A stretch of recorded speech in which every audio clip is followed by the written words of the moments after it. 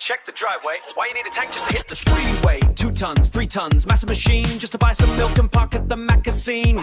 Big bonnet, big grill, giant wheels on show. Where does all that extra metal really go? If you're hauling the Outback, yeah, that's one thing. But coming in 5Ks, mate, what are you proving? Bigger got cars and pickup trucks are not good in any way whatsoever. Big engines burn more fuel and make the air worse altogether. Bigger got cars and pickup trucks are not good in any way whatsoever. Everyone who owns an oversized car or truck or an off-road 4x4 must be compensating for having a small penis. Big truck, what's the point? Big truck, oversized choice. And tongue in the chamber and a small car does so fool. Petrol and diesel engines, enormous amounts of energy as heat and exhaust. Feeding through the tailpipe constantly hits the atmosphere, adding to the load. While the heavy vehicle needs more energy just to move down the road. The smaller is better, that's the message tonight.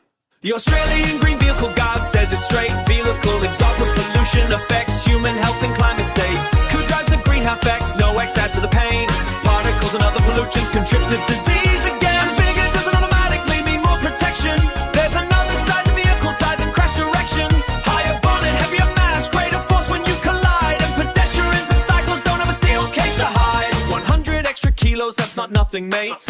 Australian research found the risk can escalate.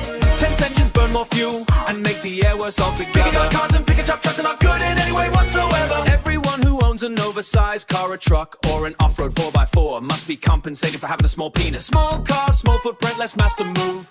You don't need a battle shield just to drive to work. Smaller is better, don't make driving a jerk. Let's talk about the air that we're breathing in the city. Tailpipe pollution isn't harmless or pretty.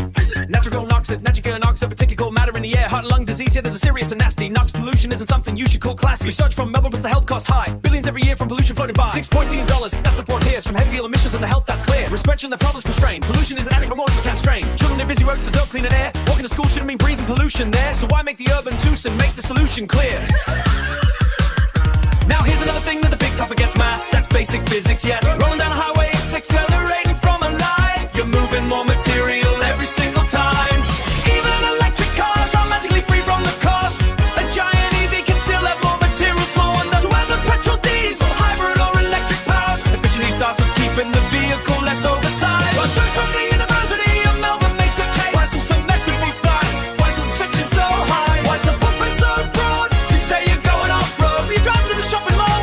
You're driving to the town and you ride a favor, so why up? You did something like the one. Forward the freeway, you actually work the farm. Tell him about hating every person behind you. Higher rod, that's extra tense and higher odds. Extra consequences it can yield. You don't need to prove you're strong by driving Stomping's opinion in a rhyme or associated with it. Look, pedestrian crashes have actually worked the farm. Tell him about hating every person in 6% higher wheel. That's about vehicle and the consequences.